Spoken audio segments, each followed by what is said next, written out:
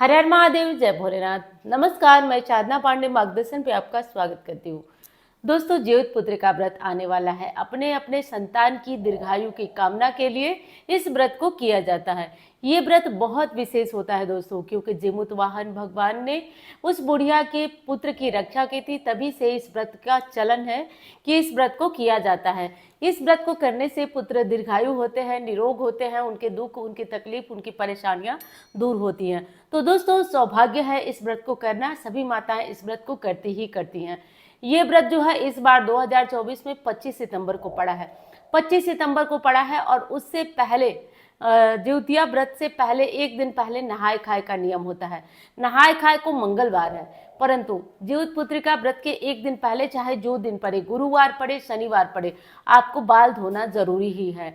तो उस दिन आप विधिवत बाल धो लीजिएगा। और जहाँ जैसे नियम हो, जैसे तिल के पत्तों से बाल धुला जाता है, तो तिल के पत्ते मिल जाए तो जब शैम्पू साबुन कर ले तो अंत में तिल के पत्तों को पानी में भिगा करके और उससे अपना बाल जरूर धो लीजिएगा।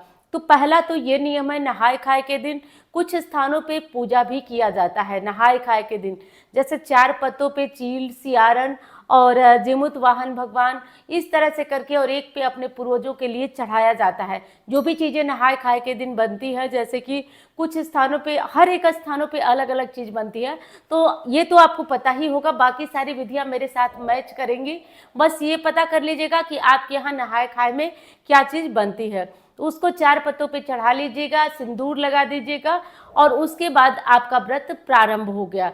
तो नहाय खाए के दिन अब आप सुबह शाम जो भी हो अच्छे से अपना खाना खा लीजिएगा। अब एक दिन नहाय खाए का दिन बीत गया, अब आ गए 25 सितंबर पे। तो 25 सितंबर की जो रात होती है, आराम से पानी पी के, खाना खा के, जैसे भी हो, बहुत ऑयली वगैरह मत खाइएगा, जैसे हो अपना आराम से आप अगले दिन सुबह में 3 बजे, जिस दिन जिउतिया है उस दिन 3 बजे जगिएगा। जग करके नहा लेना है। सरगी नहा कर किया जाता है, क्योंकि कारण होता है कि इसमें पूजा भी चढ़ाई जाती है।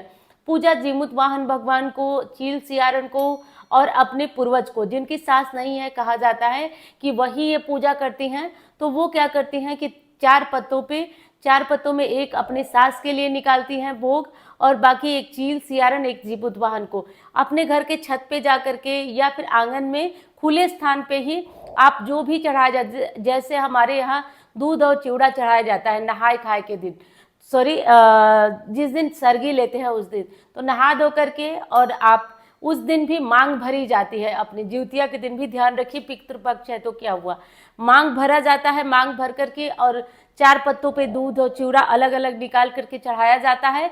पत्ते नेनुआ या फिर सरपुतिया जो बोला जाता है उसी के होते हैं। मैं यहाँ स्क्रीन पे लगा दूंगी वो पत्ते, आप लोग देख लीजिएगा।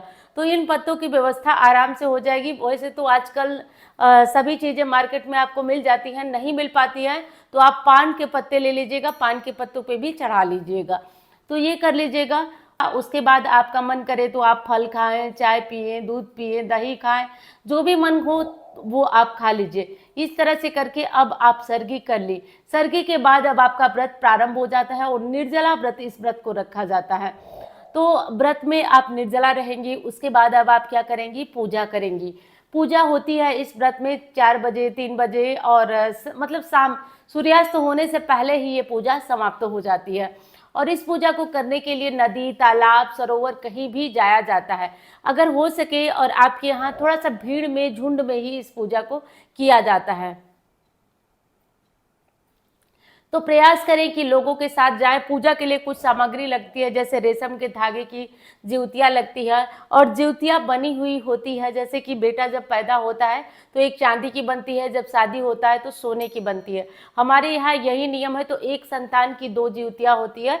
तो जो भी है, आप इस जिउतिया को, अगर आपकी सास है तब तो वो सास आपकी पहनती होंगी, लेकिन आपके पास है तो इसे रेशम के पुराने धागे से निकाल कर नए धागे मंगवा कर उसमें गूंथ लीजिए। जो मिठाई चढ़ती है चीनी वाली, जो फल चढ़ता है, सब एक थाली में कर लीजिए। और आप थोड़ा सा एक जगह पे थोड़ा चावल ले लीजिए, जो खाया जाता है चावल, वो चावल मतलब बिना पका चावल, कच्चा चावल, कच्चा चावल ले लीजिए, आप उसमें थोड़ा सरसों, थोड़ा चना डाल दीजिए।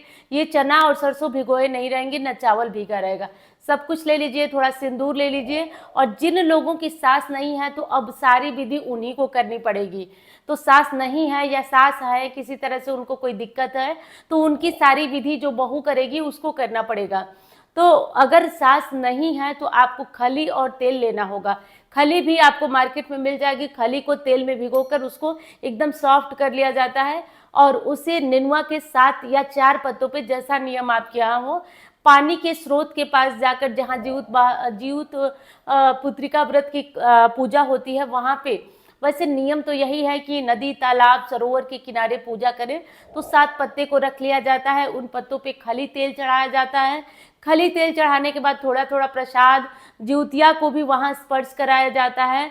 और एक साड़ी, जिनकी सास नहीं है, कहते हैं कि सास के लिए साड़ी भी ले जाया जाता है, तो सास के लिए साड़ी भी चढ़ाया जाता है। अगर आपकी सास नहीं है तो ये सारी चीज़ें आप चढ़ा लीजिए। उसके बाद देखेंगे तो एक जगह अरियार बरियार को मिट्टी में गाड़ दिया जाता है।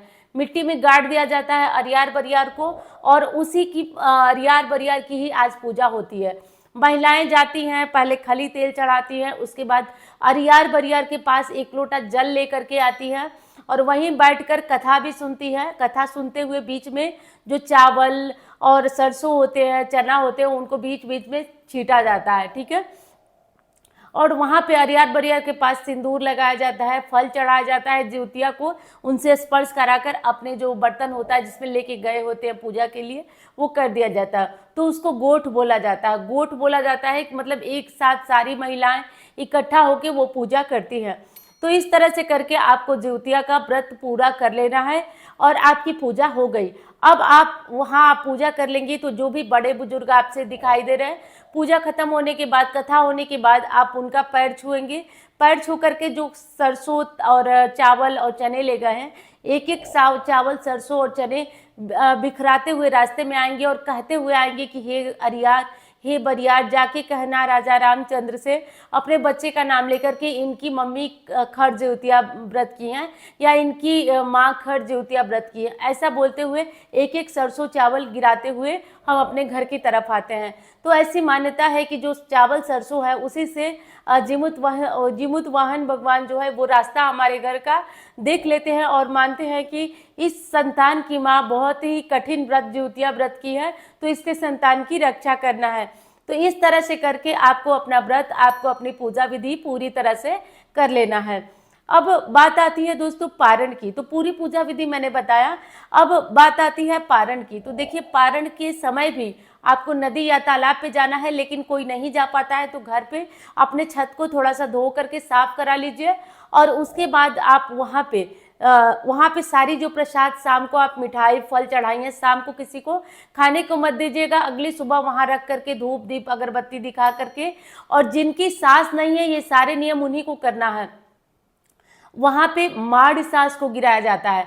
तो माड़ में देखिए, कुछ स्थानों पे चावल का माड़ चढ़ाया जाता है नेनुआ के पत्तों पे, और कुछ स्थानों पे जो होता है वो माड़ के ना, जैसे हमारे यहाँ जो है हमारी सासू माँ करती हैं, वो अपनी सास के लिए करती हैं। तो चावल चूड़ा और दूध, जिसको कि आप लोग पोहा बोलते हैं, हमारे यहाँ उसको चिवड़ा के नाम से जाना जाता है। तो दूध और चिवड़ा पत्तों पे चढ़ा देती हैं, 4 या 5 पत्तों पे, और उसके बाद आप वही प्रसाद अपने ग्रहण करती हैं।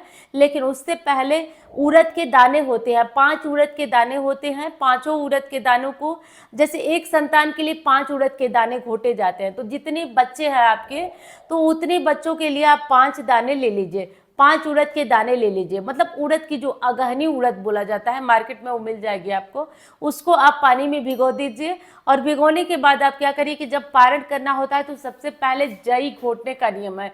जई मतलब कि जई घोटना मतलब कि जो उड़द के दाने होते हैं, पहले उनको निगला जाता है, उनको कूचा नहीं जाता है दांत से, ऐसे कूच कूच करके नहीं खाया जाता है। तो पहले थोड़े थोड़े उड़द लेकर, हरे उड़द जो पानी में भिगोए हों, उनको चारों दिशाओं में फेंक करके, जैसे पूरब, पश्चिम, उत्तर, दक्षिण, अपने छत पे फेंक करके बोला जाता है, हे अरियार, हे बरियार, जाके कहना राजा रामचंद्र से कि अपने बच्चे का नाम लेकर इनकी मम्मी खर जिउतिया व्रत की है।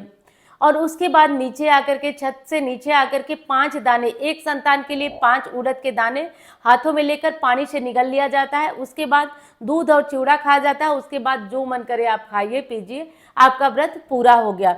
अब एक दिक्कत होती है कि सुबह की पूजा अधिकांशतः लोग बहुत लेट करते हैं, तो इसमें विशेषकर ध्यान ये रखना है कि अगर आप अपने परिवार के साथ हैं तब तो आप देख लीजिए तुरंत ही आप पानी पी लेंगी, नहीं तो जिनके यहाँ ये सारे नियम सास करती हैं, सास सारे नियम जब पूरा कर ले तभी बहू कहीं भी रहें फ़ोन करके पता करें और तभी वो पानी पिए।